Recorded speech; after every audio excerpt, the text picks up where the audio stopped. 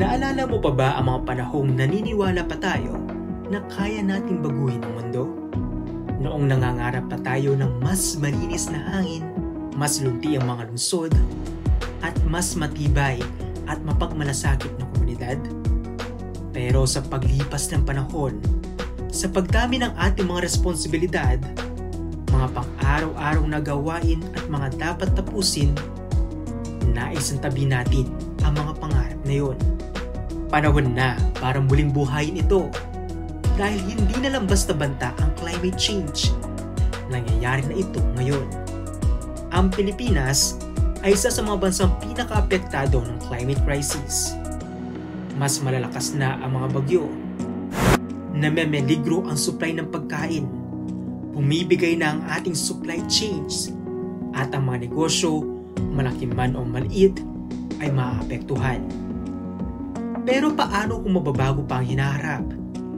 Paano kung suportado ng supply chain ang mga lokal na magsasaka? Paano kung mababawasan ang bayarin sa kuryente gamit ang renewable energy? Paano kung makikilala ang iyong brand dahil sa magandang layunin nito, hindi lamang dahil sa kita?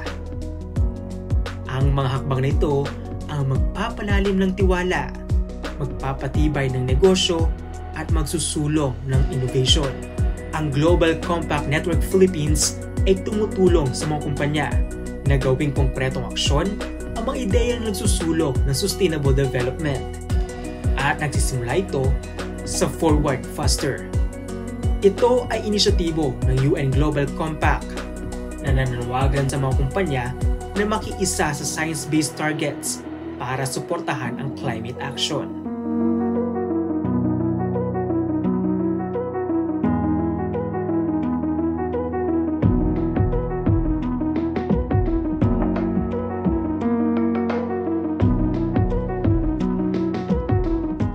Target 1 ng climate action ay nakatuon sa pagsiset ng mga kumpanya ng science-based goals para bawasan ang kanilang greenhouse gas emissions na base sa 1.5 degrees Celsius limit para sa global warming.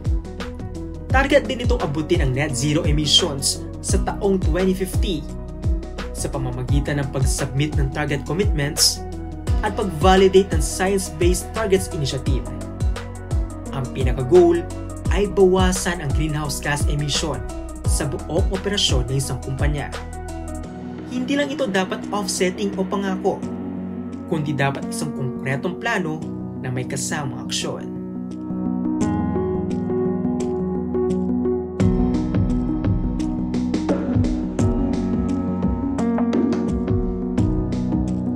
Habang sumusulong tayo sa goal na net zero, ipinapaalala naman ng Target 2 na ang climate action ay dapat makatarungan.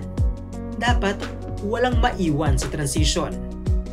Nabibigyan pa rin dapat ng proteksyon ang mga manggagawa.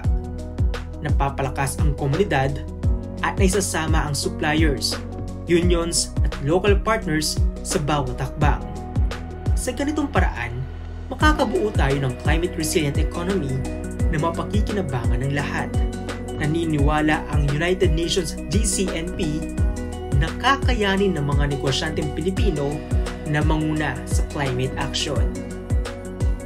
Para makapag-commit sa climate action ng iyong negosyo, sumali sa Global Compact Network Philippines. Sama-sama tayong kikilos. Forward Faster!